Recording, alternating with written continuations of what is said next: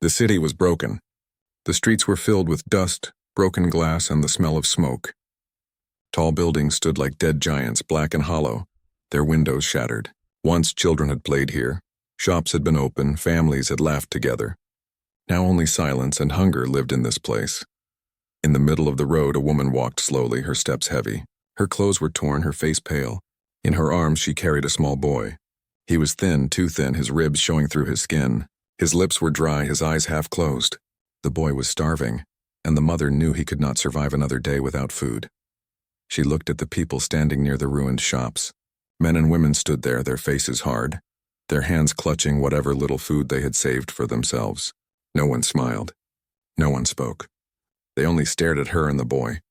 The woman stopped in the middle of the crowd. Her knees shook, but she forced her voice to rise. It was broken, but it was strong enough for everyone to hear. "Take my life," she cried. "Take me, but feed my son." The crowd went silent. Her words cut the air like a knife. A few people lowered their eyes. Others turned their backs. One man laughed nervously as if he thought she was crazy. But no one stepped forward. No one moved. The boy coughed weakly in her arms. His small fingers clutched at her torn dress. The mother bent down, holding him close, tears falling on his hair. She kissed his forehead and whispered, "Hold on, my son. Hold on a little more." But inside her heart was breaking. She had no food to give him. Not even a drop of water. She turned again to the people. Her voice grew louder, filled with desperation. "Take me, kill me if you must. But please, I beg you, feed my child." Her cry echoed off the dead walls of the city. Yet the people only shifted uncomfortably. A woman in the crowd muttered, "We have nothing to spare." A man shook his head, clutching his small bag of bread closer to his chest. Another whispered, "If I give to her, my own children will starve." The mother fell to her knees. Dust rose around her. She lifted her son higher, showing his frail body to the people. "Look at him," she shouted. "He is just a child.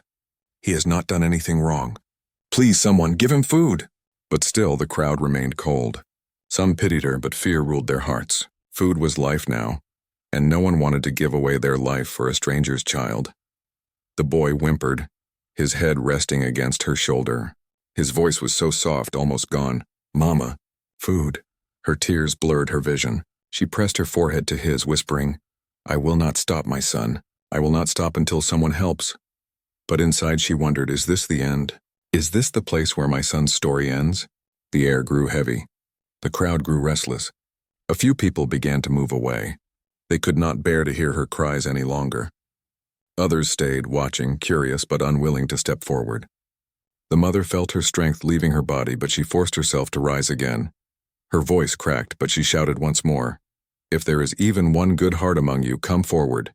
If there is even one soul left that remembers what it means to be human, save my child. Take my life if you must, but let him live." For a long moment nothing happened. The mother's heart sank. She thought all hope was gone. The boy's breathing grew slower, weaker. She clutched him tight, praying in silence. Then from the far side of the street, footsteps echoed, slow, steady, and strong. The sound grew louder. The crowd turned to look. A man was walking toward her. He wore ragged clothes, dust covering his boots, but his eyes were sharp and full of fire. The mother looked up, hardly daring to hope. The man stopped a few feet away, staring at her and the boy. His hand moved slowly to his bag, and the crowd gasped. Inside his bag, they saw food. Real food, bread, dried meat, a small bottle of water. The people whispered among themselves. "Is he mad?" one said. "Why would he waste it on them?" Another asked. Some looked at him with envy, some with anger, but no one dared to stop him. The man crouched down, his eyes never leaving the boy's face. For the first time, the child opened his eyes fully, weak but searching. The man reached out and placed a piece of bread in the boy's tiny hand. Then he opened the bottle and poured a few drops of water into the child's mouth. The boy swallowed slowly, his dry lips wet again. His small body shivered, but life flickered in him once more. The mother gasped, covering her mouth. Her tears fell freely. She wanted to speak, to thank him, but no words came. The man looked at her, his face calm, his voice steady. "Feed your son," he said softly, "and stand. You are not alone anymore." The crowd fell silent again. The moment was heavy, almost holy. No one could look away. The mother clutched her son and stared at the stranger. her heart pounding with fear, hope, and disbelief. Who was this man? Why did he help when no one else dared? The answer would come later. But in that moment, in the ruins of a dying city, a new story began, with one desperate plea and one man who chose to listen. The mother's desperate cry still hung in the air. Her words, sharp and full of pain, had cut through the ruined street like broken glass.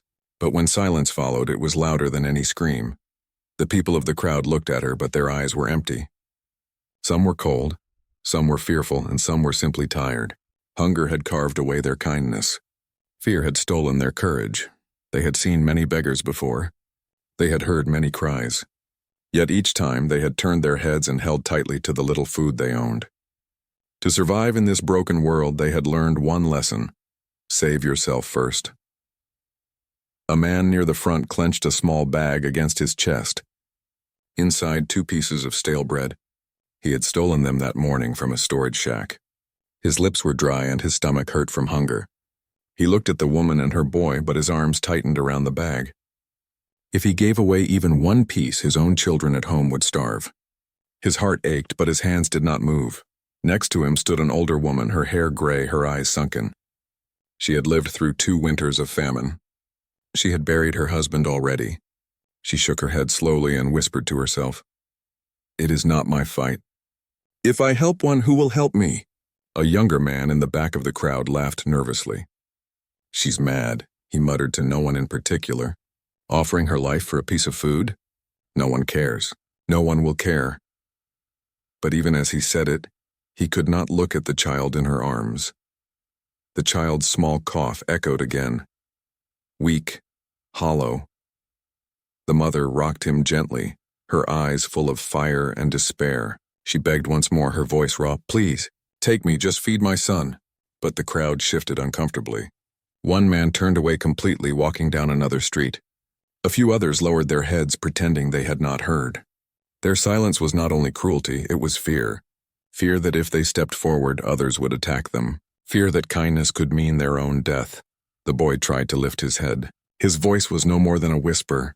"Mama." His lips trembled, his body limp. The sound struck deep into some hearts, but still no one moved. Among them was a merchant who once had wealth and gold. Now he owned only a few hidden rations. He thought, "If I give today, tomorrow I die." His eyes were wet, but he stayed silent. A mother in the group clutched her daughter's hand tightly. The girl tugged on her arm and whispered, "Mama, can we help him?" But the mother hissed, "Quiet." Fear and survival had hardened her. She could not risk her own child's life for another. The silence stretched. It was heavy, ugly. The mother on the ground felt it pressing against her, crushing her hope. Her voice broke again as she shouted at them, "Is there no heart among you? Is there no soul left in this city?" But the crowd remained frozen. Some crossed their arms, others simply stared. It was a cruel theater.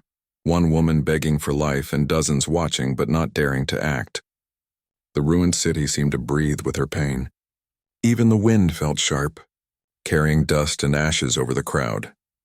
Some people whispered quietly among themselves, "She won't last the day. Better not to watch.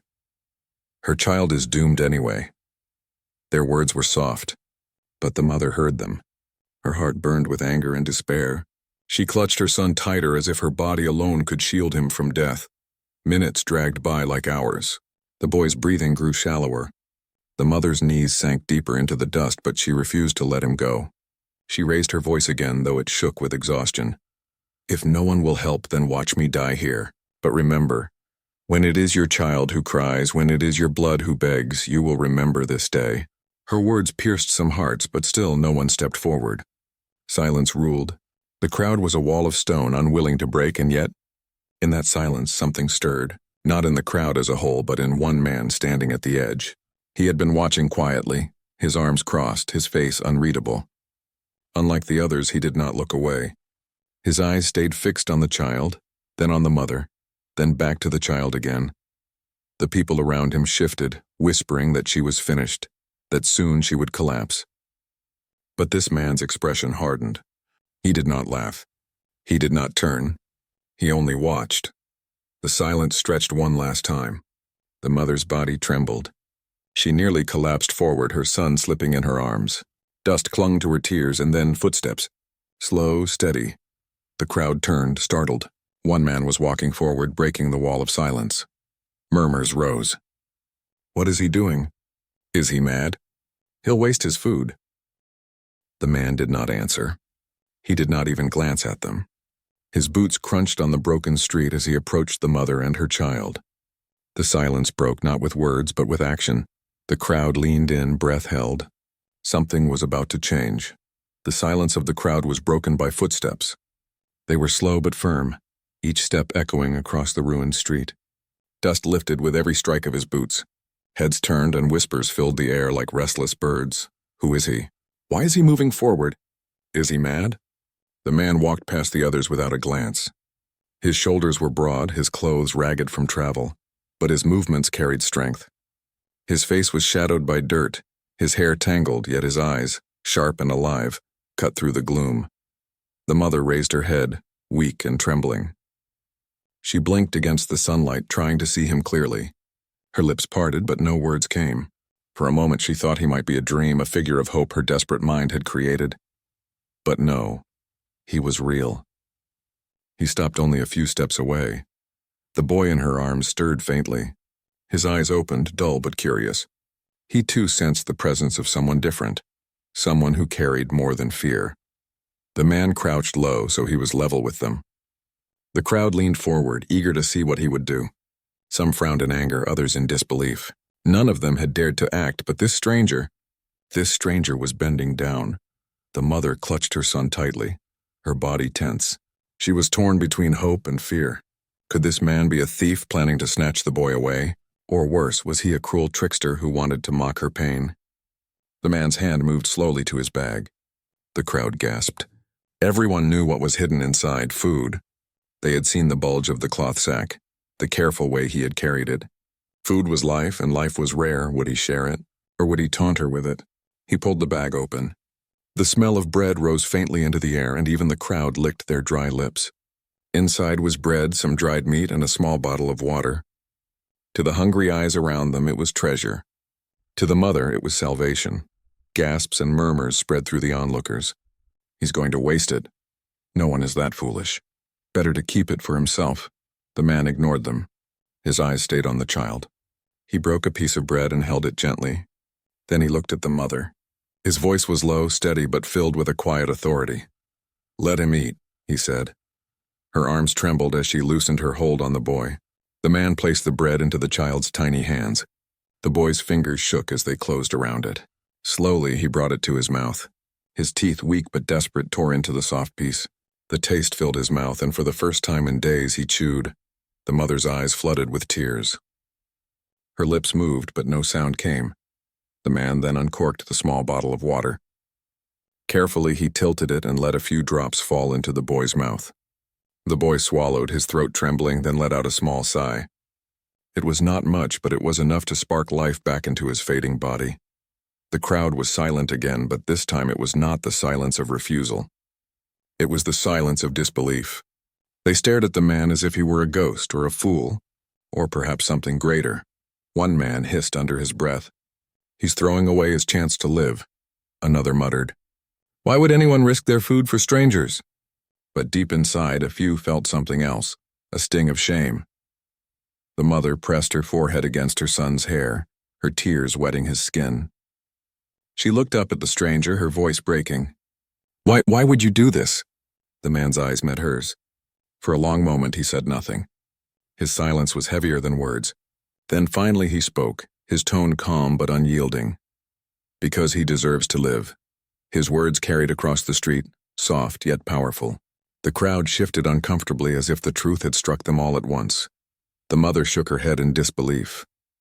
Her hands gripped the boy tighter. She had begged and screamed until her voice nearly broke. But no one had come. Yet this one stranger had stepped forward. The boy chewed slowly, crumbs falling from his lips. His small eyes lifted to the man, and for the first time in days a faint spark of light returned.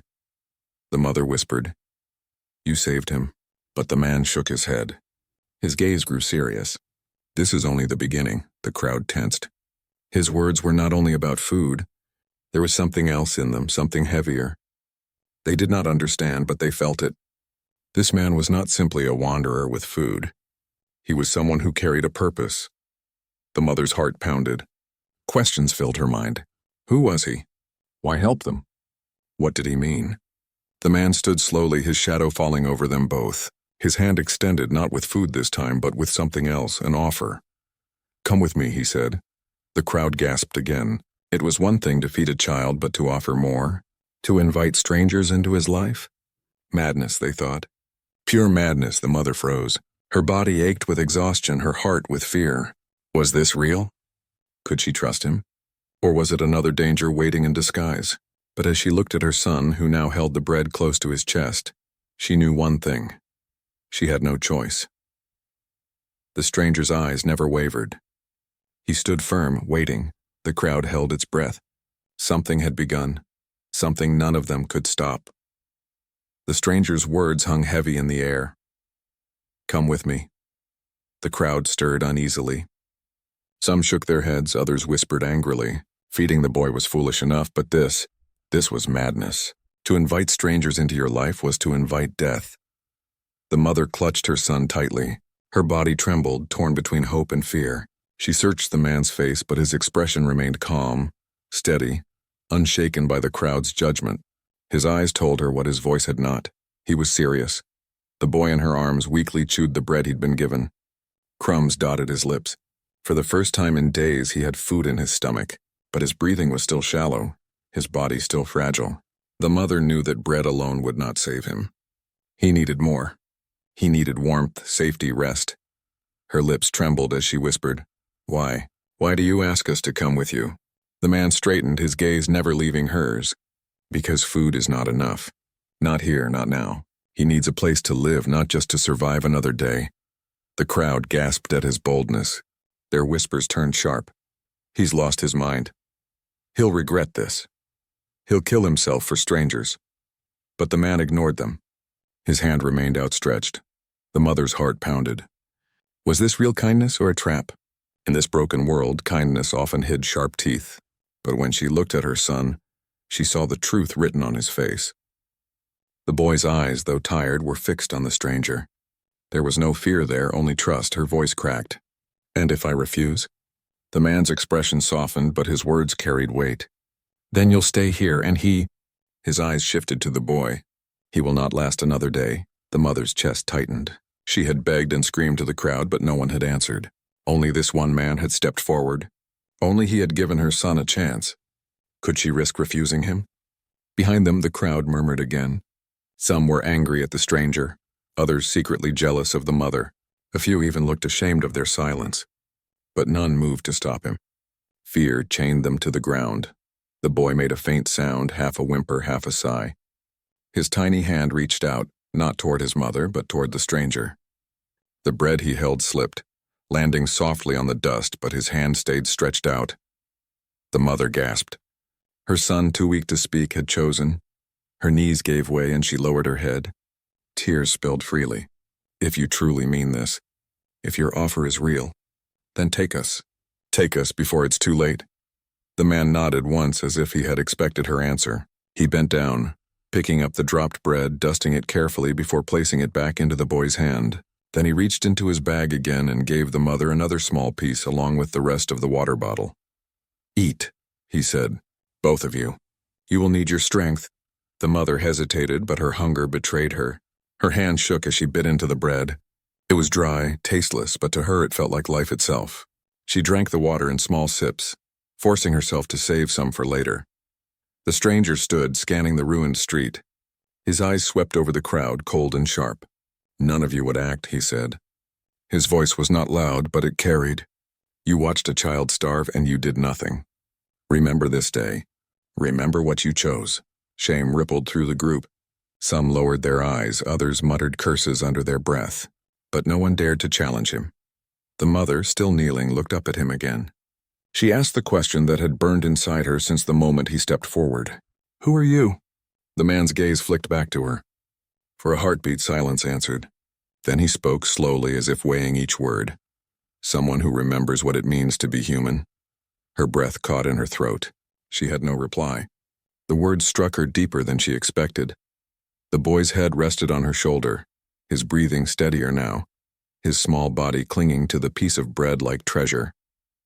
For the first time since the famine began, the mother felt the faint spark of hope. The stranger turned slightly, motioning with his hand. "We leave now, before the patrols arrive." The crowd stiffened at the word.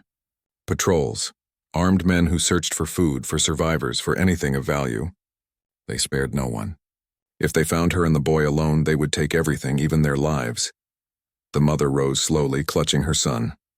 Fear tightened her chest, but she forced her legs to move. She stepped forward toward the stranger. The crowd parted as they passed. Some spat in disgust, others turned away, but none blocked their path. All eyes followed them, filled with anger, envy, or silent regret. The mother did not look back. She pressed her son closer to her chest and followed the man who had fed them both. And as the stranger led them away, deeper into the ruins, a new question gnawed at her mind. What waits for us beyond this moment? A trap or salvation? The answer lay ahead, hidden in the shadows of the dead city. The stranger led the way, his steps sure and steady. The mother followed close behind, clutching her son tightly against her chest. Every breath she took was heavy. Every sound around her felt sharp. The ruined city stretched endlessly before them. Buildings stood like broken teeth, their walls cracked and blackened by fire. Windows were shattered, doors ripped off their hinges. Rusted cars lay in the streets, burned-out skeletons of what once was. Silence hung in the air, broken only by the crunch of their footsteps on rubble. The mother's heart raced with each step. She had agreed to follow him, but fear lingered. Where is he taking us? Why would a stranger risk his life for us? Yet when she looked at her son, his face pale but breathing more evenly now, she knew she could not turn back. The stranger walked ahead with purpose. He scanned the rooftops, the alleys, the shadows. His hand rested near a knife tied at his side. He moved like someone trained to survive, someone who had walked these streets many times before. The mother whispered, almost afraid of her own voice. "Who are you really?" The man didn't turn. His answer was short, quiet. "Someone who knows these streets. Stay close. Speak only if you must." His tone silenced her questions. She held her son tighter and obeyed. They turned down a narrow alley where walls leaned in as though ready to collapse. Trash and ash covered the ground. The smell of rot filled the air. The mother's stomach churned, but she pressed on. Halfway through the alley, the stranger stopped suddenly and raised a hand. The mother froze, her breath catching in her throat. From the shadows ahead, movement stirred. 3 figures stepped out, their clothes ragged, their faces sharp with hunger. Their eyes locked onto the stranger's bag. The leader of the group, a tall man with scars across his cheek, grinned. "Well, look at this. A traveler with food. And carrying strays." His gaze slid to the mother and her boy. Easy prey, the mother's heart pounded. She pressed her son close, backing against the wall. Fear clawed at her chest. She had seen men like this before, desperate, cruel, willing to kill for even a crumb. The stranger's hand tightened on his knife. He did not flinch, did not step back. His voice was low, calm. "You don't want this fight," the scarred man laughed. "Fight? There's 3 of us and 1 of you. You'll hand over the food or we'll take it off your corpse." The others moved closer, their hands clutching rusted pipes and broken blades. The mother's breath came fast. She whispered, "Please, no." The stranger glanced back at her for the first time. His eyes were steady, sharp as steel. "Hold him tight. Do not move." Before she could reply, the first attacker lunged. The stranger moved faster than the eye could follow. His knife flashed, striking the man's arm. The attacker cried out, dropping his weapon. The second swung a pipe at his head. The stranger ducked, driving his shoulder into the man's chest and sending him crashing into the wall. Dust rained down as he fell. The scarred leader snarled and rushed forward, his blade aimed at the stranger's side. The mother cried out, but the stranger twisted, grabbing the man's wrist. With a sharp motion, he forced the knife down and away, then slammed his fist into the man's jaw. The scarred man staggered, stunned, before the stranger swept his legs from beneath him. In seconds, it was over. The 3 lay groaning in the dirt, their weapons scattered. The stranger stood above them, breathing hard but steady, his knife still in hand. His eyes were cold as he spoke. "Leave. Now. Or next time I won't let you walk away." The men scrambled to their feet, clutching their wounds, and fled into the shadows without another word. Their footsteps faded into the distance. The mother stood frozen, her son clutched tight against her chest. Her body shook, not from cold but from shock. She stared at the stranger, hardly believing what she had seen. He had fought like a soldier, like someone who had lived through endless battles. The stranger wiped his blade on his sleeve and sheathed it. He turned to her, his voice calm again, as if nothing had happened. "We must keep moving. Noise will draw more." She swallowed hard, forcing her legs to move. You saved us." He shook his head. "I saved what's left of humanity. Don't thank me yet. We are not safe." They left the alley, moving quickly through the streets. Every corner felt dangerous now. The mother kept her eyes on the stranger's back, trusting his steady steps. As they walked, the boy stirred weakly. His small hand tugged at his mother's dress. "Mama," he whispered. She kissed his hair. "Rest, my love. We'll be safe soon." But even as she said it, she wondered, was safety truly possible? The stranger led them through broken tunnels, past walls marked with strange signs, until finally he stopped before what looked like a collapsed building. He crouched low, moving aside a slab of concrete to reveal a narrow opening. A faint light glowed from within. "This way," he said. The mother hesitated, fear prickling her skin, but when she saw the light and smelled the faint scent of firewood, hope flickered in her chest. She followed him inside, clutching her son close. The tunnel opened into a hidden passage and then into something greater. The mother's eyes widened. Beneath the ruins, hidden from the dead city above, was a place alive with warmth. The faint glow came from lanterns hung along the walls. The sound of voices, quiet but real, echoed through the chamber. She heard laughter, soft, human laughter, her breath caught. After so long in silence and despair, it sounded like music. The stranger turned to her. "Welcome to shelter." The mother stepped through the narrow opening, her son still pressed against her chest. At first she thought her eyes were playing tricks. After days of smoke, ash, and empty streets, what she saw felt unreal. Beneath the ruins of the dead city was life. The tunnel opened into a wide chamber lit by lanterns. Wooden beams supported the ceiling, and along the walls were shelves stacked with food supplies. Bags of rice, jars of beans, tins of meat. In one corner, a fire burned low, its smoke carried away through a hidden vent. Around the fire, people sat. Not one or two, but more than a dozen. Their clothes were patched and dirty, their faces thin, but they were alive. Children whispered quietly to each other. Women stirred pots over the fire. 2 men sharpened tools. When the stranger entered, the room grew silent, all eyes turning toward him. The mother froze at the entrance. Her legs felt weak. Her heart caught between relief and fear. Was this real, or was she walking into another danger? The stranger glanced back at her, his voice calm. "Come, you are safe here." She stepped forward slowly. Her son stirred in her arms, his eyes half open. The smell of food reached him, and his small lips moved as if tasting it already. A young girl by the fire gasped. "He brought more people." An older man stood, his beard gray, his back bent, but his eyes sharp. He studied the mother and her child before turning to the stranger. "Are you sure?" The stranger nodded. They were dying in the street. No one else would act. Murmurs spread through the room. Some faces showed welcome, others fear. Food was precious. Every new mouth meant less for the rest. The mother hugged her son tighter. She felt their eyes like knives. She wanted to speak, to beg for mercy, but the words stuck in her throat. The stranger's voice cut through the whispers. "They will stay. I will take responsibility." Silence followed. The older man studied him for a long moment, then sighed. "If you say so. Your word has weight here." He sat back down, and the room slowly returned to life. The mother sank onto a wooden bench. Her arms ached from holding her son, but she dared not put him down. Her eyes darted around the room, taking in every detail. For the first time in weeks, she saw people who were not broken shadows. Thin, tired, yes, but alive, with light still in their eyes. A woman approached, her hands gentle. She carried a bowl of broth, steam curling from its surface. "Here," she said softly. "Let the boy drink." The mother hesitated, but the stranger gave a small nod. She lifted the bowl carefully, guiding the liquid to her son's lips. He sipped slowly, weak but eager. His small chest rose and fell, stronger than before. Tears blurred her vision. She whispered, "Thank you. Thank you." The woman placed a hand on her shoulder. "No thanks needed. We all survive by sharing." The word struck deep. Sharing. A word that had vanished from the streets above. The mother looked at the stranger again. He stood near the wall, watching, his arms crossed. He was not smiling, but there was a calmness in his face. She wondered again who he truly was and why he risked so much for strangers. As the night deepened, the chamber grew warmer. Children curled under blankets. Adults spoke in low voices, trading stories, planning the next scavenging routes. The mother listened quietly, her son finally sleeping in her arms. She felt a strange mix of emotions, relief, fear, hope.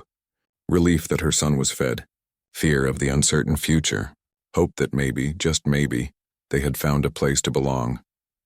Finally, when the voices grew softer, she rose and approached the stranger. Her steps were unsteady, but her resolve was firm. She stood before him and asked, "Why us? Why did you choose to help me when everyone else turned away?" The chamber quieted again, as if the question carried weight for them all. The stranger met her gaze. His eyes were steady, unreadable, but his voice was softer now. "Because once I was like your boy, starving, alone, forgotten by everyone. One person chose to save me. Without them, I would not be here. I owe a debt that cannot be repaid. But I can pass it on." The mother's breath caught. She felt the truth in his words. He was not driven by madness nor by pity. He was driven by memory, by a wound that had shaped him. She whispered, "And you will keep saving others?" He nodded slowly. "As long as I can. Until I can't." The fire crackled behind them. The boy stirred in his sleep, his lips still damp from broth. The mother lowered her eyes, whispering, "Then may fate bless you. For today you saved my son's life." The stranger said nothing more. He simply turned back to the fire, his shadow stretching long across the chamber walls. The mother returned to her bench, holding her son close. For the first time in weeks, she let herself believe in tomorrow. Above them, the ruined city slept in silence. But beneath the rubble, hope had taken root. The underground chamber was quiet now. The fire had burned low, casting soft shadows across the rough stone walls. Most of the survivors had drifted to sleep, their bodies curled under thin blankets. Only the faint crackle of wood and the soft breathing of children filled the silence. The mother sat awake on the bench, her son asleep in her arms. His chest rose and fell in steady rhythm. For the first time in weeks, he looked peaceful. His cheeks carried a faint trace of color again, his lips no longer cracked. The sight made her heart ache with both relief and fear. Relief that he had survived this night. Fear of what tomorrow might bring. Her eyes wandered to the stranger. He sat apart from the others near the entrance of the chamber, his back against the wall. A knife rested by his side, his hand near the hilt even as his eyes closed. He was not asleep. He was waiting, listening, guarding. The mother whispered to herself, "Why would a man like him carry the burden of strangers?" She wanted answers. She needed to understand, so when her son's breathing grew steady, she rose carefully, laying him onto the bench. Then with quiet steps she moved toward the stranger. He opened his eyes before she even spoke. His gaze met hers, sharp and steady. "You should rest," he said. His voice was calm, but there was no softness in it. "I cannot," she admitted. Her voice trembled. "Not until I know. Not until you tell me." "Tell you what?" She clenched her fists, her body shaking with emotion. "Why us? Why risk your life for me, for my son, when the world outside has forgotten kindness? Who are you truly?" The chamber grew still. A few survivors stirred in their sleep, but none woke. It was as if the question belonged to the silence itself. The man leaned forward, resting his elbows on his knees. His eyes looked distant, as if staring at ghosts no one else could see. For a long moment he said nothing. Then, in a voice low and steady, he began, "I told you once. Long ago I was like your boy, hungry, weak, abandoned. I lay in the streets waiting for death. And like today, people passed me by. They saw me, but their eyes were cold. To them I was already gone." The mother's breath caught. She could almost see it. The child he once was, lying in the dust like her son had. "But," he continued, "one person stopped. One woman. She gave me bread. She gave me water. And more than that, she gave me a home. For the first time I felt what it meant to be human again." His voice grew harder. "But kindness is dangerous in this world. The patrols found us. They killed her for hiding me. I survived only because she hid me in the floorboards. When I crawled out, she was gone.